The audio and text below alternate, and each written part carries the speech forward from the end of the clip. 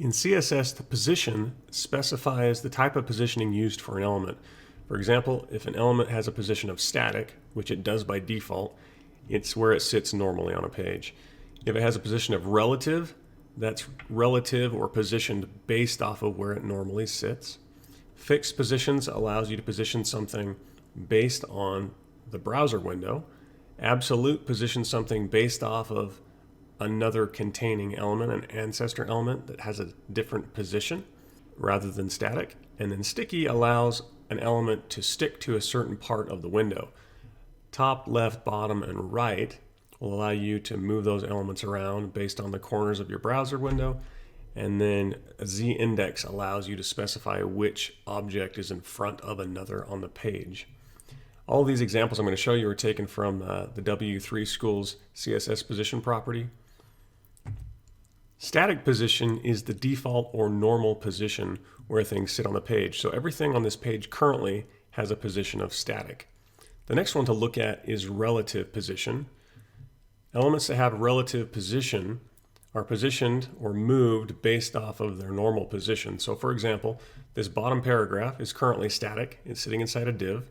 Let's give it a class so we can add rules to it of relative. And once again, you can name this whatever you want.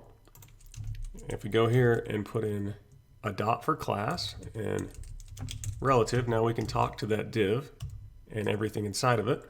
So first of all, let's give it a border, just so you can see what we're talking to. So we'll give it 2 pixels, solid, Dodger blue, and you can see there's now a border around that div. Now next thing we'll do is give it a position of relative, which now does nothing because it's relative to its normal position and it's already there. So now we have to move it based off of that. So let's tell it from the left to move in 100 pixels, and you can see that it moves in 100 pixels from the left. So it's based off of its normal position. The next position type is fixed position. Fixed position is relative to or positioned based on the browser, which means it will stay in the same place even if the page is scrolled. For example, we have a div on the bottom here with some text in it. First thing we'll do is give that div a class so we can add CSS to it, and we'll call this fixed. Up here between the style tags, we'll add some CSS. So we'll put dot fixed to talk to that class. And from there, first thing we'll do is give it a border so that we can see what we're working with.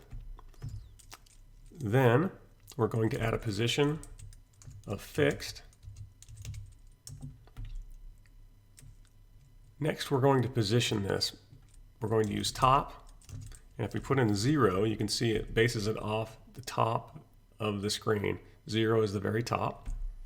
And then if we put in left, put in a 0, you can see that fixes it to the left side of the screen. You can do the same thing with bottom and right. And just to show you that, let's go bottom. And you can see it pushes it all the way to the bottom. And we could do right, and it will put it to the bottom right. So instead of having it exactly on the top and the left, let's put in some other pixels.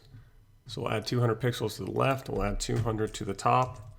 So we'll push that down 200 pixels from the top, 200 from the left, and you can see it sitting there on the page.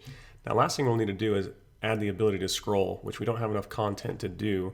So down here I'm going to add a paragraph, and inside of there let's add some CSS. So on the bottom padding we'll give it 2000 pixels, that should be enough to scroll. And now if I scroll this page, you'll see that that element is fixed in that position on the page and doesn't move even if the page is scrolled. The next position type is absolute position. Absolute position is based on its nearest positioned ancestor. So for example, on this page we've got a div with some text which is holding another div that has some text. So first thing we'll do is add some classes to these. We're going to make this inner div have absolute position. So let's give it a class so we can add rules to it. And we'll call that class absolute.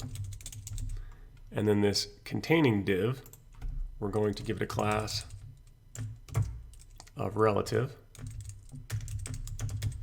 And now we need to go add rules in between the style tags, add some CSS here. So first we'll talk to the outside container with the class of relative. So we'll say dot relative.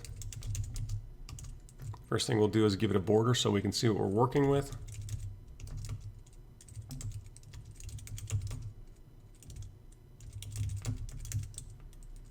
And then you can see there's a border around it. We'll give it a width of 400 pixels and a height of 200 pixels. And now there's one big box around it. So let's go ahead and copy this border so we can add it to the other one. And now we'll go give some rules to the class that says absolute to that div. So we'll put in dot absolute. We'll give it a border so you can see that it's there. We'll then give it a width of 200 pixels and a height of 100 pixels.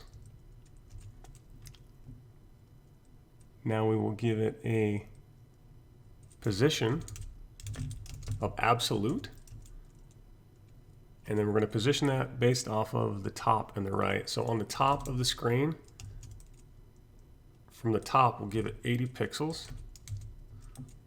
and then from the right we'll give it 0. And you can see that's not actually positioning it based off of its nearest ancestor, because nothing else on the page actually has a position other than static at this point. That's because we didn't actually give relative a position. So if we go ahead and give relative a position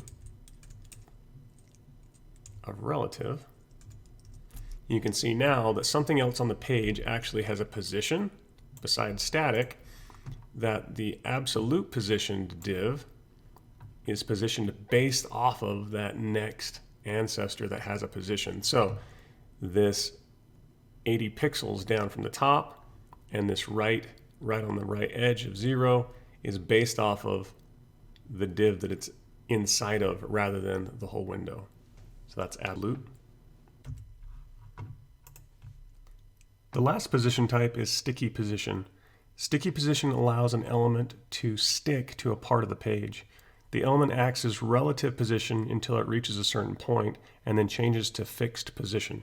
For example, first thing we'll need to do is allow the page to scroll. So here on this div, I'm going to add some CSS.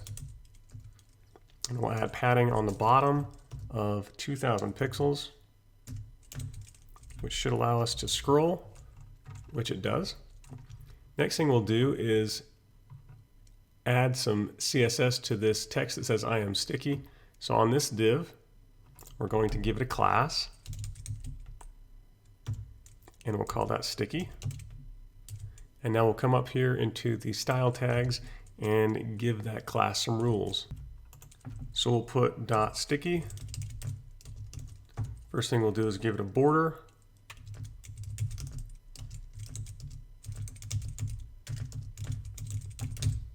And we'll give it a background color.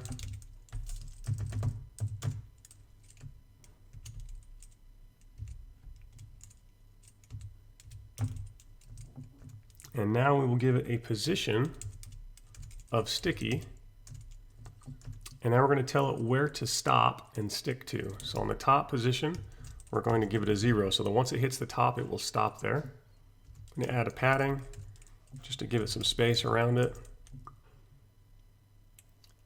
And once we scroll the page, you'll notice that it actually moves relative to the rest of the page until it hits that top position of 0 and sticks. If you wanted to make it stick before it hit the top, you could add a different number. So here on top, I'm actually going to add 20 pixels. So now when I scroll, it actually sticks before it hits the top. And that is sticky position. Elements that are positioned outside of normal flow can overlap each other. The z-index property allows you to specify stacking order. For example, we have an H2 header here, we have an image and a paragraph.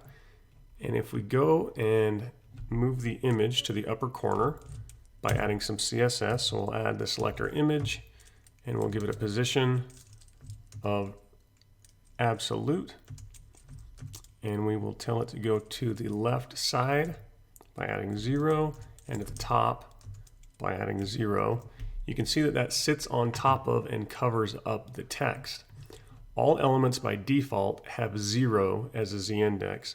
So if we go here and add a z-index of -1, that will allow the text to show in front of the picture because the picture is -1 and the text has got a z-index of 0. So anything with a bigger number will show on top of something with a lower number.